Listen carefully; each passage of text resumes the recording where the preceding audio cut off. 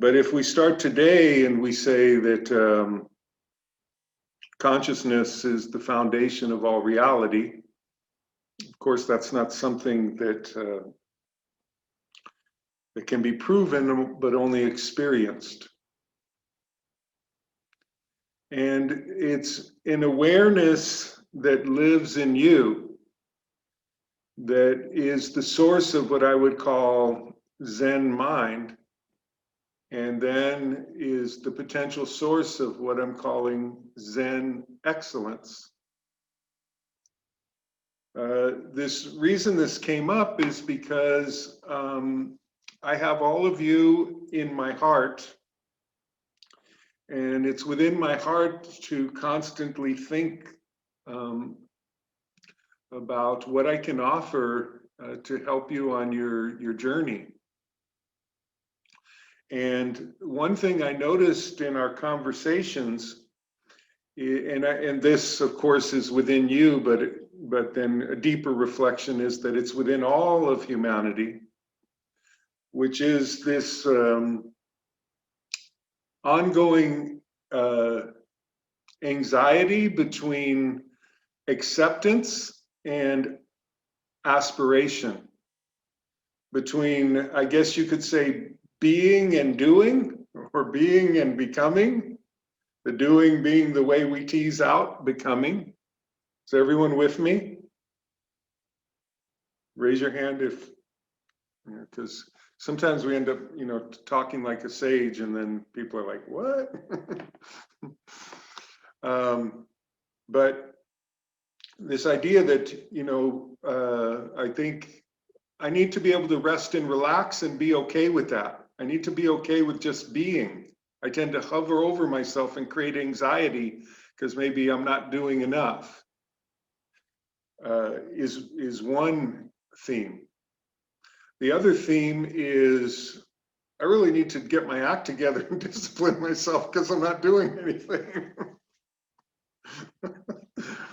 And notice that there can be anxiety in both.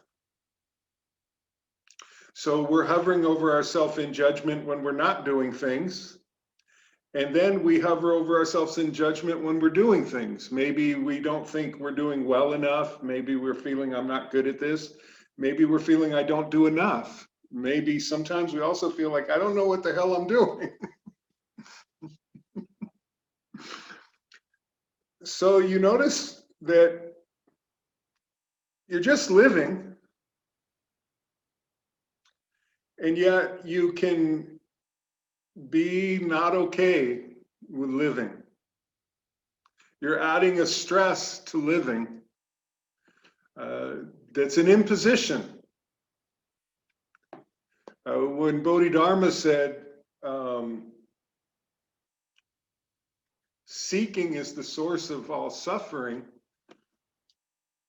and I understand that a lot of these thoughts can be a bit of a paradox, because to go beyond what we call seeking, naturally there has to be a certain amount of seeking.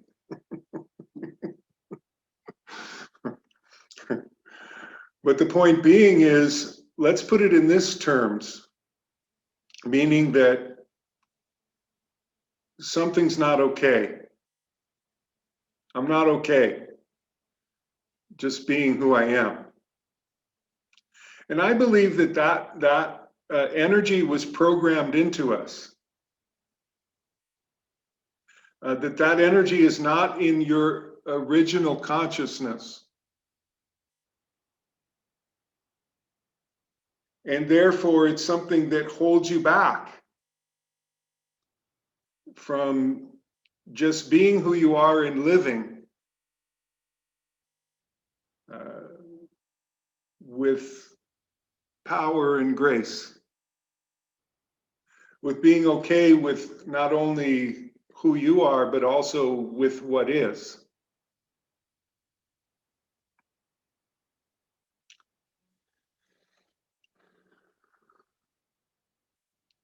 And I've been in both boats. I've been in the boat of anxiety and fear. And I've been in the boat of peace, watching anxiety and fear on the bow and on the horizon.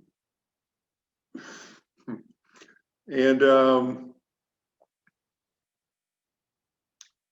I prefer to be in the boat of myself.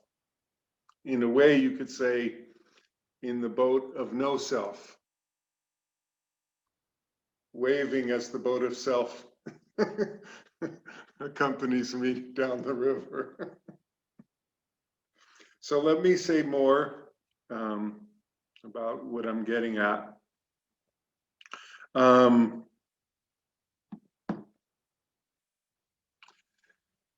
The day you were born,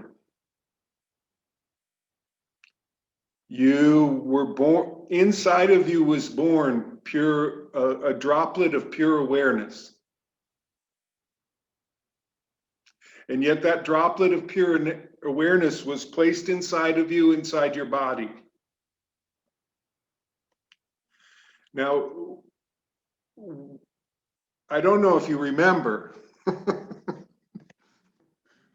but when you were looking out, you were just something like this. Anyone getting some flashbacks? But in case you don't remember, I would have you look into the eyes of newborn children, about for the first month.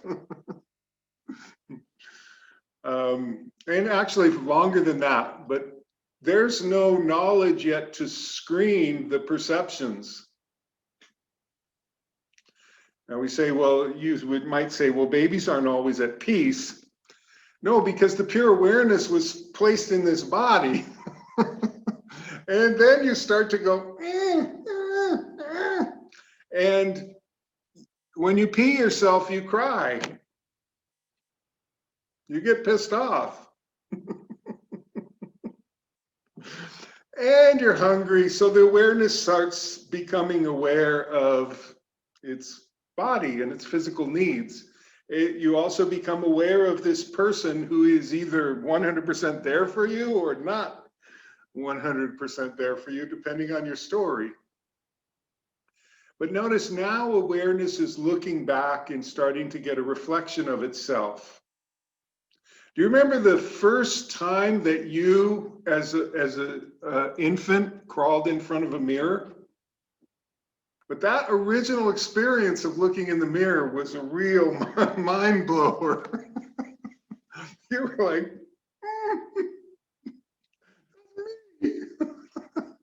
and you started doing things and it confirmed, yeah, that's me, that's this person. And so starting to be reflect back to you is a knowledge, an identity. You were told good boy, good girl, probably bad boy, bad girl. People made you cry. Your parents told you whatever their philosophy is, how you should be. All these things began happening for you as you grew up and you had experience with other children, and you start developing a sense of knowledge and what it means to be me. And it stacks on over time with a series of memories and emotional connection. Also, a lot of the things that you encountered that were unjust and that were really shocking to you, as a child, you couldn't fully process, and a lot of that was pushed back into your unconscious. And a lot of times what we call that is a shadow side or a wounded self. And so you're processing all that sometimes, and you built a persona on how to be okay in the world and display some level of confidence and show people, this is who I am. But I'm saying to you that the droplet of pure awareness is still in you. A lot of times it believes 100% though in the persona that you built.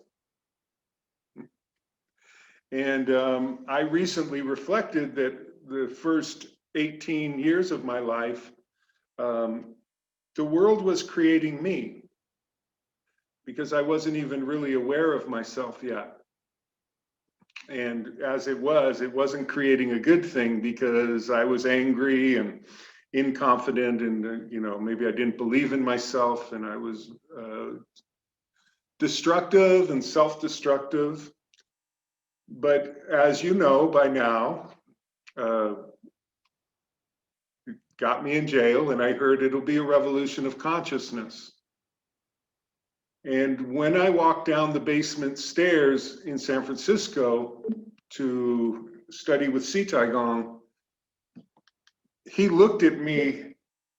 When he first looked at me, he was looking at that consciousness, that pure awareness. And he was basically saying to me, I see you. And I don't believe this persona that you believe. I see in you this just pure awareness that it has an unlimited potential to revision itself, to revise itself, and write whatever story it wants to write. Remember what we said in the quote, only the hand that erases can then pick up and write the true story?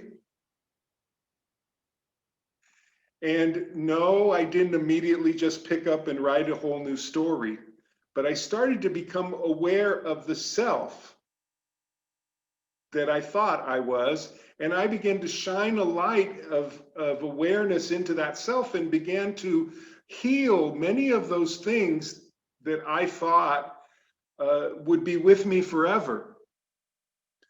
And doing that is what made me awaken to, oh, I actually am the pure awareness. And I can not only heal myself, but I also can recreate myself. When you wake up as the actor and realize what Shakespeare said, all the world's a play, and we are but the players. When you wake up, you go, oh, this is a fun role. I learned a lot, but I could play other roles. Because some people, when they realize that life is a play, they immediately go up into the mountains and they sit in a cave and they let their hair grow and their fingernails grow. And then people somehow know they're up there and go up there and say, what's the meaning of life? And you just keep a mirror on your lap and you show them the mirror and then you just laugh. And in other words, I can't tell you, you have to look within yourself. But anyways, there's another option, that all's the world's a play, so I'm dropping out of the play. The other one is, now that I know all the world's a play, I'm going to go back and play. But it comes back to this, in my own little corner, in my own little world, I can be whoever I want to be.